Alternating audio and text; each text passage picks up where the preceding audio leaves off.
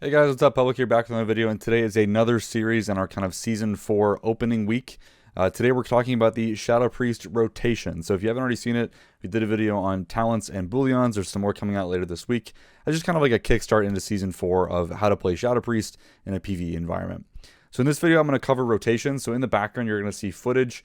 There's going to be some text on the kind of right side of the screen showing what that build is doing and kind of what it is. I have a couple examples of single target and then also one in AoE. Now, for the most part, I played pretty well during the rotations, but I might have missed like one or two random globals here and there. So I'm going to kind of put up a snapshot of the Icy Veins written guide to kind of show what your goals are, at least from like an opener perspective, and then also the priority list for the rotation.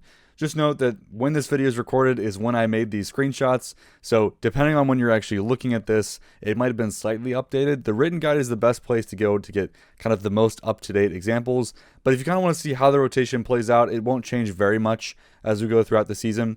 You also see like right above my webcam here will be kind of a list of abilities and kind of me casting them so you can see more clearly what I'm doing. And again, like I mentioned, this isn't like 100% absolutely sim perfect. Things will change based on procs and things as well, but it's going to be a pretty good idea of what you can expect. So let's dive into our rotations. All right, so before I go into more depth about specific stuff with the rotation and just kind of general notes, I wanted to break down the rotation for anyone that's just starting out with Shadow Priest or is a little confused at kind of what all these buttons are doing. Generally speaking, Shadow Priest can actually be boiled down into four main goals. The first one is just to simply maintain Vampiric Touch and Shadow Word Pain. This should be relatively easy. You're just going to press Vampiric Touch. Since we have Misery talented by default and everything, it will automatically apply Shadow Word Pain. So that's your first priority. Make sure that the dots stay active. This is very important for our mastery. Second priority is to maintain uptime of Devouring Plague. So because this costs Insanity, you're not going to get 100% uptime, but you should get pretty close to 90 is your goal. And you're kind of the way that you play Devouring Plague is you want to wait till the very last second to refresh it if you can, or if you're about to cap on Insanity. That's going to be the best use of kind of making sure we're using our Insanity, but also making sure we have maximum uptime of the dot.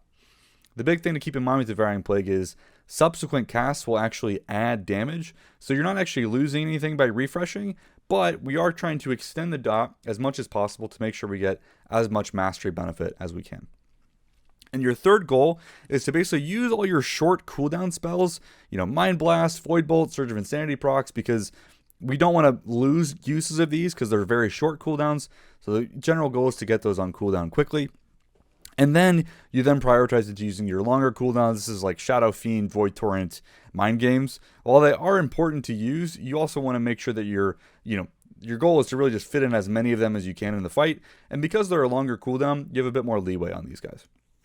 So those are the high-level rotations for playing Shadow, just generally speaking.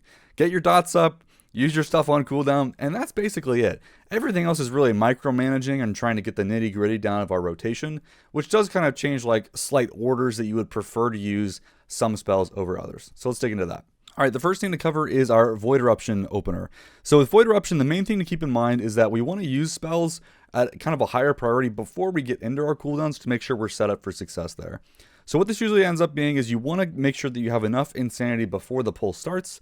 The kind of ideal case is getting 24 Insanity before you actually pull a boss. The easiest way to do this is with Divine Star and just casting it a few times before the pull starts. You do need a bit of time to get this done, but doing this makes things feel smoother in the actual rotation. If you're taking Halo or Shadow Crash, you can also use those abilities pre-pull. Just make sure you're not actually hitting anything, particularly with Divine Star and Shadow Crash. Halo won't hit anything unless they're actually in combat, which is nice. So if you can start out with 24 Insanity, what this looks like is you'll start the rotation, pre-cast your Vampiric Touch, go into Shadow Fiend, and then we want to use both charges of Mind Blast. The reason we want to do that is when we cast Void Eruption, it's going to reset the cooldown of Mind Blast, so we get those back for free. It does delay things a little bit, but it gets us a bit more damage. Once you put your blast on cooldown, you go right into Void Eruption, Power Infusion, Potion, using any like on-use trinkets that you have as well. And then for the most part, the rotation priority list is going to kind of kick into high gear here, where you're prioritizing that Devouring Plague, like I mentioned, using spells like Void Bolt on cooldown, Mind Blast as well. And then kind of once that stuff is on cooldown, then you blast into Void Torrent. And whenever those things are all off, then you can kind of fill with the smaller priority stuff like, Mind Flay, Insanity, Mind Games, those kinds of spells, depending on like what's actually up or what procs that you have. things might feel a little bit busy, and really the thing to keep in mind too, when you're actually inside of cooldowns, you can kind of just full send stuff on that priority list, especially Devouring Plague.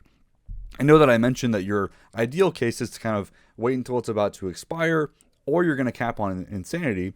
But with our tier set in Season 4, you can kind of afford to just full send Devouring Plague while you're actually in cooldowns.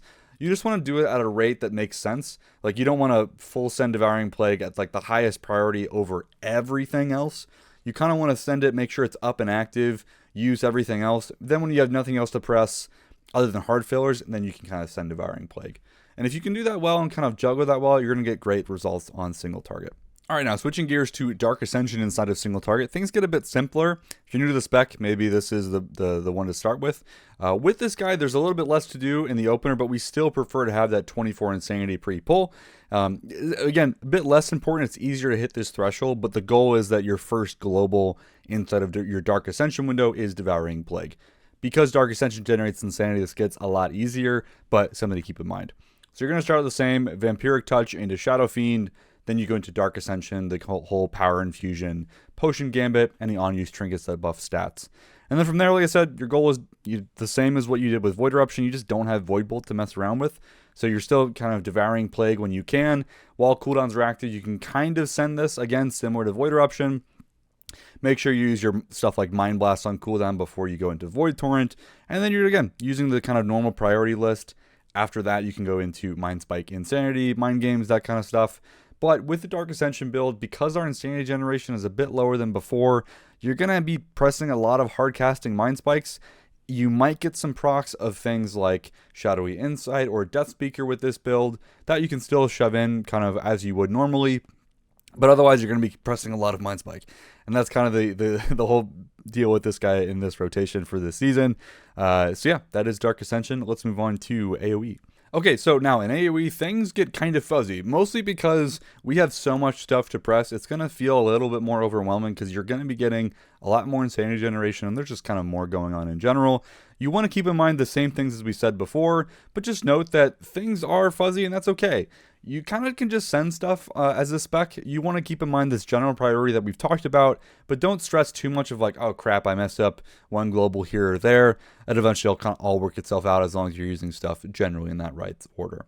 Now with the opener, your ideal state is that you can start the pull by manually dotting a couple mobs, especially in kind of a Mythic Plus environment. As the tank is gathering up, do a couple hard casted Vampiric Touches. Then once everything is gathered up, kind of look at this example where you start with Shadow Crash, go into Shadow Fiend. If the pull is going to last a long time, I would definitely suggest dumping your 2 Mind Blast charges before you go into Void Eruption. And then you can do, Void Eruption, Potion, Power Infusion, all that good stuff. The reason why I say to do that, if you can, it's nice. You get a bit more damage up by doing that. Kind of ramp some apparitions spawning as well. But if the pull is not going to live that long, or in particular, if you're trying to sync your cooldowns with someone else because you're going to give them Power Infusion with Twins of the Sun Priestess, sometimes that delay can just be kind of annoying and you're just kind of desyncing yourself with that other person. So coordinate with that group member if that's the right thing for you. But again, our goal here is to make sure that if we can, the first thing that you want to cast inside of Void Eruption is Devouring Plague. You want to start rolling that in as fast as possible. But if not, you can just kind of go right into Void Bolt, get up Devouring Plague whenever you can, expunge all your Mind Blast charges, and then go into Void Torrent when you don't really have much else to do. After Void Torrent's off, then you can still use things like Mind Flay Insanity if you have that room. But again, once you're in kind of Void Eruption, you've used all your Mind Flay Insanities, before you start hard casting Mind Flay, just feel free to go ahead and full send Devouring Plague. Again, at this point, we're kind of doing this partially to optimize our tier set, and by full sending Plague at that point over like hard casting fillers, you're getting just more value because you're hopefully getting more of those kind of empowered apparitions with our set bonus if you end up having it. Otherwise, your priority list is going to look very similar that it did on single target because most of the spec stays exactly the same when we go from single target to AoE. You're just doing your single target rotation while in AoE. But the main difference is when Shadow Crash is available, you just need to toss that out to make sure your dots stay refreshed. A bit less of an issue inside of Void form because we have Void Bolt refreshing things, but typically it's still good to send it out, especially if you still have some stuff that is left undotted. It'll kind of get cleaned up with a loose priority with Shadow Crash. The one thing to keep in mind here is not necessarily what that pull is doing right now, but what you need to do in advance So the key thing with Mythic Plus is understanding, okay, what are we doing next? Do I need to save cooldowns? Do I need to save Shadow Crash for what's coming next? And kind of thinking about that while you're mid on whatever current pull that you're doing. So that is the high level view of the sky of what Shadow Priest is going to be like rotation wise. Hopefully you guys found this helpful.